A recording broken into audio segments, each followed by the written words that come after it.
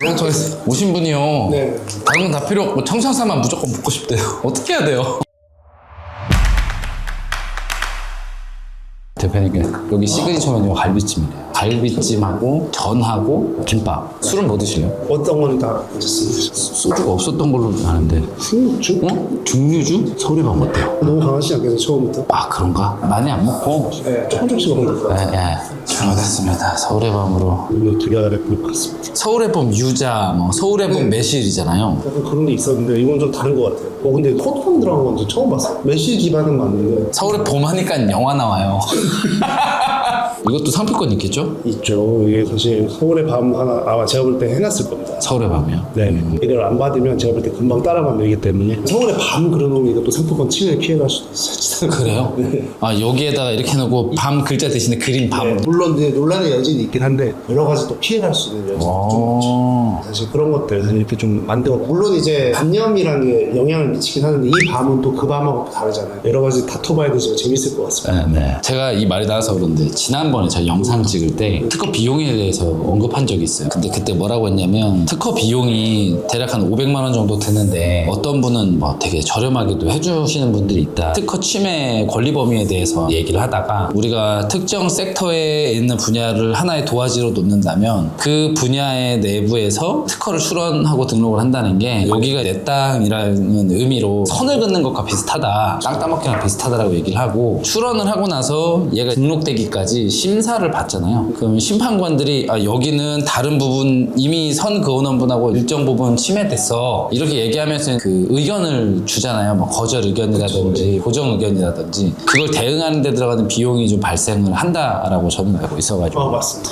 협상이 나가는 과정을 얼마나 좀 디테일하게 조금씩 줄여나가느냐 그 차이가 특허 비용을 결정하는 게 맞나요? 그 차이가 특허의 비용을 결정하는 것도 있고요. 여러 가지 말씀 주신 것 중에 뭐 하나씩 먼저 뜯어보면 1차적으로 우리가 특허라는 걸 만들 때 아무래도 그 기술을 말로 풀어서 권리 범위를 이렇게 쭉 설정한단 말이에요. 우리가 토지 재상에 보면 명확하게 경계가 그려져 있잖아요. 근데 이제 기술은 또 그렇지 않단 말이에요. 그거를 말로 이거를 선을 계속 그려야 되는데 하나의 용어 가지고 자칫 이게 권리 범위가 확 벗어날 수도 있고 확 줄어들 수도 있고 용어 하나가 되게 그만큼 큰 영향을 미치거든요. 청구 범위를 짤 때부터 그걸 얼마나 신경을 쓰느냐부터 달라질 것 같아요. 변리사 분들도 사실 그거에 따라 아까 말씀하신 심사를 거치면서 심사관들이 기존 선행 기술들을 보고 나서 여기다가 의견 제출 통지서라는 걸 내요. 심사관 입장에서는 이렇게 되는 거죠. 기존에 선행 기술들이 여러 가지들이 우리가 관련 분야의 선행 기술들이 있는데 이 분야에 있는 것과 이 분야에 있는 거를 조합을 했더니 내 기술이 나올 수 있어 라는 게 사실 이제 선행 의견 제출 통지서 많이 나오는 진보성이라는 관점이에요. 우리가 특허를 받을 때는 크게 이제 두 가지를 보거든요. 신규성하고 진보성. 신규성은 선행 기술에 똑같아요. 그러면 사실 그건 못 받는다 이런 취지고 진보성은 똑같은 건 없는데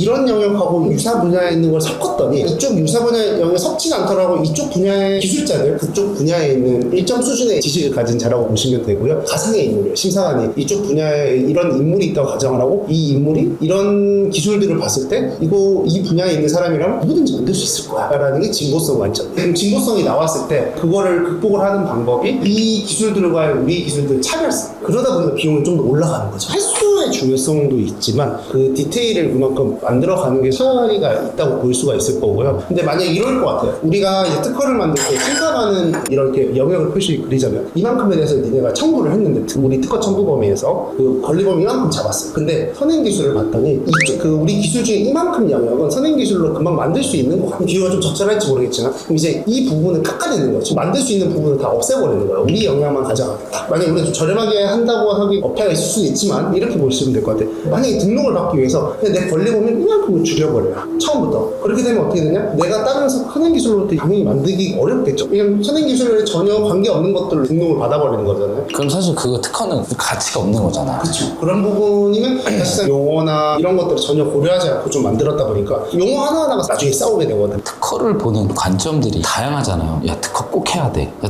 그 특허 돈만 주면 해. 근데 요즘 트렌드 자체는 좀 바뀌어가고 있어요. 특허라는 게 기본적으로 원칙은 이제 법정 배타권이라는 것 때문에 내 권리가 원래는 1순위예요. 만약에 마케팅 용도로 쓰겠다. 그럼 특허를 꼭 권리 범위 위주로 해서 꼭 이렇게 오랫동안 다퉈가지고 넓게 받을 필요는 없잖아요. 마케팅 용도로 갈 때는 말씀하신 것처럼 비용 자체를 줄이고서라도 사실 그렇게 해서 좀 빨리 받는 걸 선택할 수 있죠. 사실 처음부터 만들었을 때 내 기업과 진짜 내가 하려는 되는 사업가 유동돼서 만들었으면 기업이 커지면서 이 특허의 가치도 같이 커지게 되거든요. 우리 기업 사업과 좀 동떨어진 걸 만들게 되면 가치 상승에 영향을 혹시 못 받다 보니까 특허의 가치가 사실 좀 떨어지게 되는 단점은 있죠. 그리고 사실 어차피 올라갈 거면 그런 것들 고려해서 그런 거죠. 감사합니다. 이제 달려야겠는데. 아, 와 대박 사건. 저희 버프 받았대요. 아우 맛있겠다. 아니 잘라주신 거군요. 네 제가 하나씩 잘랐어요. 먹기 좋게. 여기가 음식이 확실히 퓨전 음식이 맛있는 것 같아요. 퀄리티가 있으니까. 뚜루릿 뚜루룻 이런 거 찍어도 됩니까? 네. 이야 서울의 이거 한번 하시면서 PPL 우리 관심도 없어요 아무도. 받으시죠. 네. 오늘 하루 애쓰셨습니다. 고생하셨습니다. 와 향 좋다. 매실 원래 이 맛이었어요, 원래? 그때는 너무 많이 먹어서 기억이 안 나. 그렇죠. 이 원래 이 맛이었어요. 향이 되게 좋은데? 와 너무 맛있습니다. 일단 식사 하나씩 좀 드셔보시죠. 우와 이거 미쳤다. 그래도 이게 시금치 중에 하나 있다. 뭐야? 우와 이게 감태가 딱딱할 줄 알았는데 들어가자마자 그냥 확 녹아버리네. 왜 시금치 메뉴 하는지 알겠네요. 오늘 예비 창업자분들 문의가 왔는데 블로그 글 보고 연락이 왔어요. 근데 전화가 왔어요. 오는 길에 팀장 하는 말이 블로그 통해서 오신 분이요. 네.